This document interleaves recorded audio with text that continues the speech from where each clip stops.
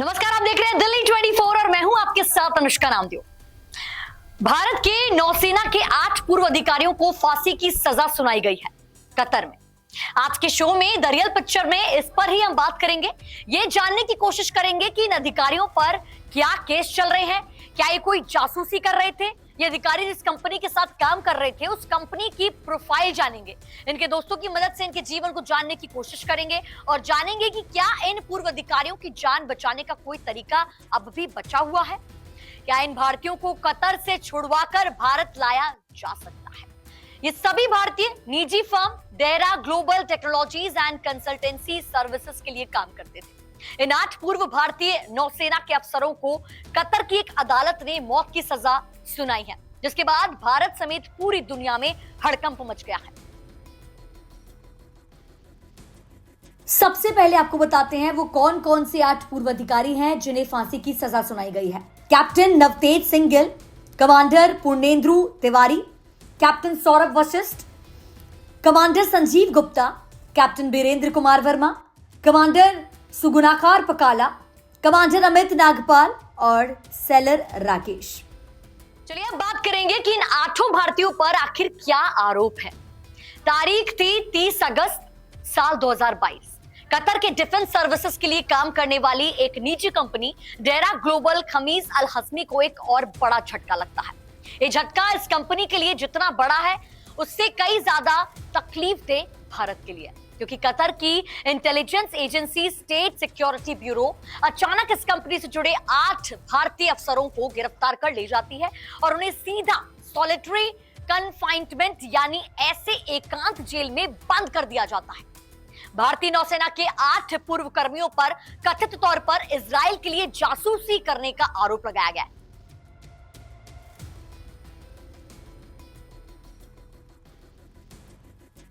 इसके बाद आपको बताते हैं कि भारत के विदेश मंत्रालय का क्या बयान है। भारत के विदेश मंत्रालय ने कहा है कि वो नौसेना के इन 8 अफसरों को हर तरह की मदद मुहैया कराने को तैयार है। विदेश मंत्रालय ने गुरुवार को इस मामले को दुखद करार दिया। विदेश मंत्रालय ने कहा कि भारत इस मामले में सभी कानूनी रास्तों की तलाश करेगी, साथ ही इस केस को कतर की सरकार के सामने उठाएगी। कतर में मौत की सजा पाए इंडियन नेवी के 8 पूर्व अधिकारियों को वापस लाने के लिए भारत सरकार कई विकल्पों पर विचार कर रही है, लेकिन केस की संवेदनशीलता को देखते हुए विदेश मंत्रालय कोई भी बयान सार्वजनिक रूप से अभी नहीं दे रहा है। भारत के पास अपने नागरिकों को राहत देने के लिए एक रास्ता है, लेकिन सवाल है कि भारत इस पर गहनत से विचार कर रहा है।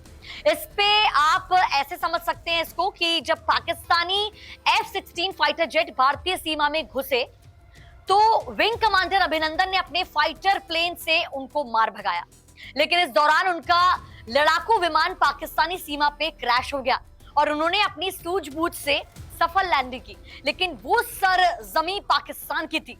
तो जरा सोचिए, जो कतर कभी कंगाल हुआ करता था और भारत ने कतर की हमेशा मदद की है, तो भला कतर भारत की बात कैसे नहीं मानेगा। दरअसल आज भले ही कतर रईस देशों में शुमार है, उसका नाम दुनिया के अमीर देशों में शामिल किया जाता है। आज इस देश की गिनती अमीर देशों में होती है। कतर में अमेरिका, दुबई और सऊदी अरब से भी ज्यादा अमीर लोग रहते हैं। यहाँ का हर तीसरा आदमी करोड़पति है। पिछली सदी में खानाबदोश जीवन बिताने वाला दिल्ली के बराबर क्षेत्रफल वाला कतर देखते ही देखते दुनिया का दूसरा समृद्ध देश कैसे बन गया। अब यह देश $2 लाख मिलियन खर्च करे फुटबॉल वर्ल्ड कप का आयोजन कर रहा है, लेकिन उसकी हसरत अभी भी पूरी होती नहीं दिख रही है। ऐसे में उसकी निगाहें अपने मित्र देशों पर रहती हैं। लिहाजा दुनिया की चौथी उभरती हुई इकोनॉमी भारत के साथ संबंध कोई भी देश नहीं बिगाड़ना चाहती। ऐसे में क्या है कानूनी विकल्प जिस पर भारत कतर के कानून के मुताबिक सजा सुनाए गए भारतीय अधिकारियों को सकुशल भारत ला सकता है। भारत जब इस केस में कानूनी विकल्पों की बात करता है तो भारत के सामने कई रास्ते खुलते हैं। चलिए हम आपको वो 3 विकल्प बताते हैं। सबसे पहले, भारत कतर की न्यायिक प्रक्रिया के अनुरूप इस फैसले के खिलाफ वहां की बड़ी अदालतों में अपील कर सकता है। दूसरा रास्ता है, कतर से आया ये फैसला वहां की निचली अदालत का है, यानी कि court of first instance of Qatar. लिहाजा भारत के पास अंतरराष्ट्रीय कोर्ट यानी कि इंटरनेशनल कोर्ट भी जाने का विकल्प है। तीसरा है, भारत और कतर के बीच 2015 में हुआ एक समझौता, वो समझौता हमने आपको बताई थी।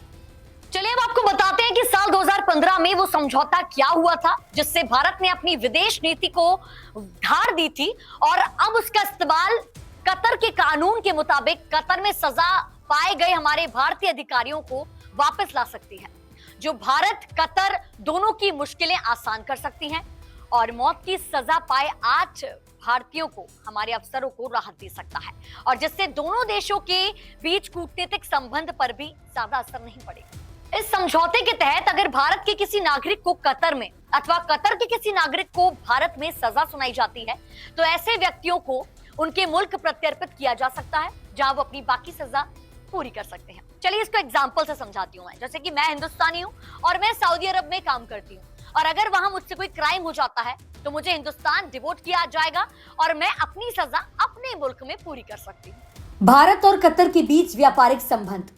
पहला, फ्यूल का 40% हिस्सा कतर से आता है। जी हां, भारत जितना एलएनजी और एलपीजी गैस दुनिया भर से मंगवाता है उसका 40% हिस्सा कतर सप्लाई करता है। दूसरा यह है कि कतर में बड़ी संख्या में भारतीय काम करते हैं। और वहीं भारत और कतर के बीच राजनीतिक संबंध आपको बताते हैं। 2015 में कतर के राष्ट्रीय अध्यक्ष भारत दौरे पर आए थे और वहीं 2016 में प्रधानमंत्री नरेंद्र मोदी कतर यात्रा पर गए थे। दोनों देशों की नेवी ने साझा वॉर प्रैक्टिस भी की है। तो देखिए, दोनों देशों के 9 सैनिकों ने एक साथ सैन्य युद्धाभ्यास किया था। कतर का गैस भारत के लिए स्वच्छ और सुरक्षित ऊर्जा की गारंटी भी है।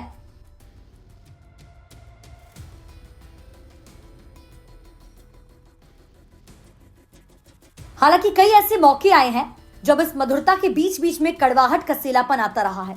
ये पहली बार नहीं है जब भारत और कतर के संबंधों के बीच तल्खी ने अपनी जगह बनाई है। ऐसे कई मामले और कई शख्सियत हैं जिनकी वजह से ये स्थिति उत्पन्न हुई है। इनमें पूर्व बीजेपी प्रवक्ता नुपुर शर्मा, मशहूर पेंटर रहे मकबूल फिदा हुसैन तक के नाम शामिल हैं। माना जाता है कि नुपुर शर्मा ने इस्लाम विरोधी बयान दिया था जिसके बाद कतर ने आपत्ति जताई। बीजेपी को भी मामले में एक्शन लेना पड़ा जब बीजेपी ने नुपुर शर्मा की अपनी पार्टी से प्राथमिक सदस्यता खत्म कर दी थी। दोनों देशों के बीच रिश्तों में मजबूती तो है, लेकिन कतर ने कुछ मौकों पर अपना विरोध भी जताया है।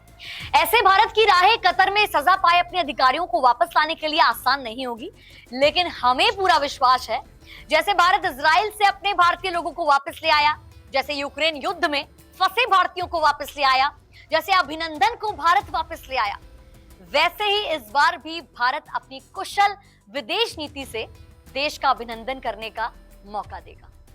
देश विदेश की तमाम बड़ी खबरों के लिए आप देखते रहिए दिल्ली 24 और हमारे चैनल को सब्सक्राइब करना बिल्कुल भी ना भूलें।